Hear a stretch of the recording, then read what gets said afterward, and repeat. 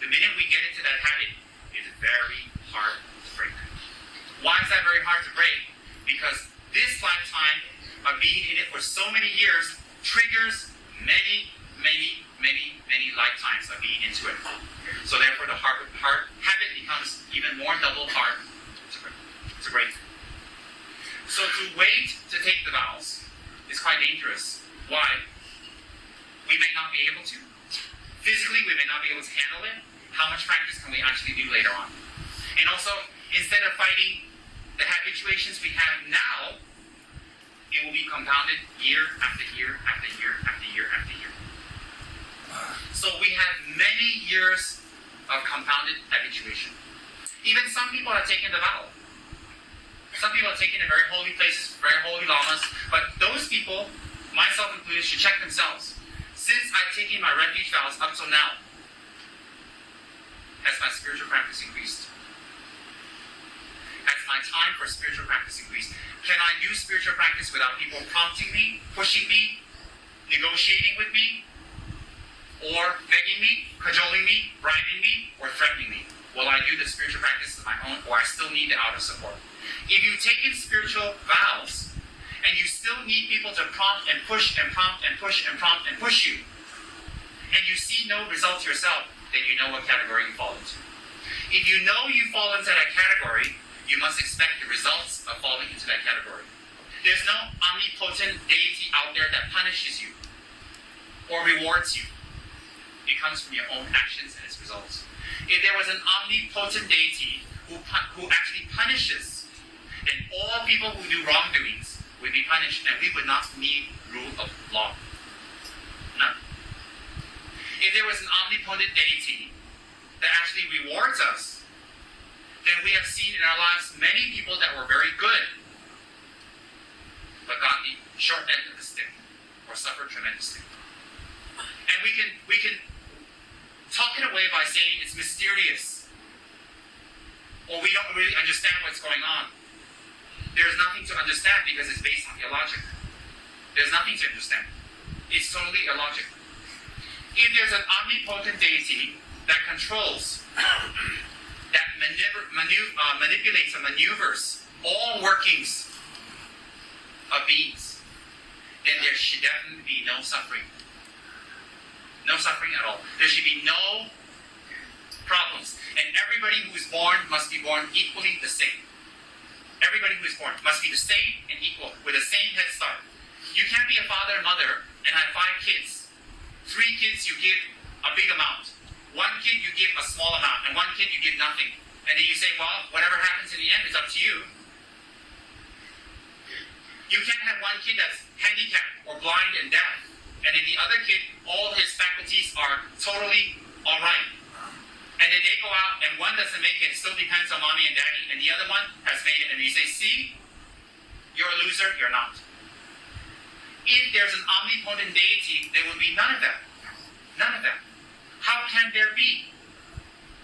And then, if we're giving free choice, if we are given free choice, and we can choose and pick as we like, how can we have free choice when we're born in a jungle somewhere, naked, running around with spears, with bones going through our noses and our ears? And we eat our neighbors because, they got on our nerves. And personally, I wouldn't eat people who got on my nerves. I'd throw them out. But anyways, think about that. So if you're born somewhere in some jungle, naked,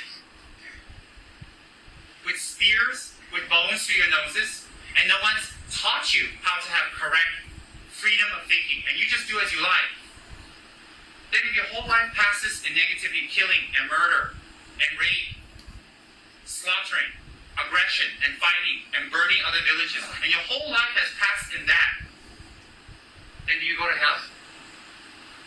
If you go to hell, whose fault is that? Who put you there in the first place? Who put you in that situation? They say, well, you had free will. That's not fair. If you're born next to a temple or a church and they teach you what's right and wrong, that's fair, right? But if you're born out in some jungle, no one's ever seen you, and you don't know that civilization exists, and civilization doesn't know you exist, then if you do all these things, you go to hell. Simply because you don't know, doesn't make sense to me. Illogical, unfair. So therefore, it would have to be a different type of thinking. That other thinking must be based on action. Action that we do. And those bring results. And therefore, because each one of us is unique and different, and each one of us create different types of actions, that would very logically surmise that it creates different results. And therefore, all of us have different types of results.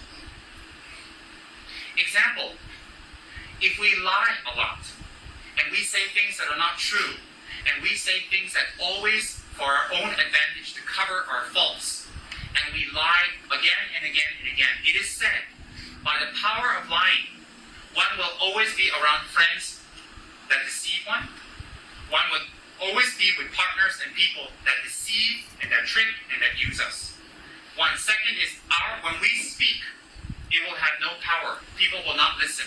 And people will not take credence, or people will not take any type of weight in what we say due to lying. An accumulation of lying can result in us being mute in future lives. Mute, unable to speak or talk. At this level, 100% we say, oh yes, that's it. Difficult for most of us. We need some type of penetrative wisdom. We need some meditation. But for most of us, we can think, that makes more sense. That makes more sense because why? Then you have to take responsibility for yourself. And therefore, when people harm you, A, you've created the causes in previous lives and this life for harm to come. And so when you're in that situation, an environmental cause opens up, and therefore that harm can come to you. Because why is some of us always deceived? Why is some of us not deceived? Why some of us talk and it has a lot of power, and some of us talk it doesn't? What can be the cause of that? Because there's an omnipotent God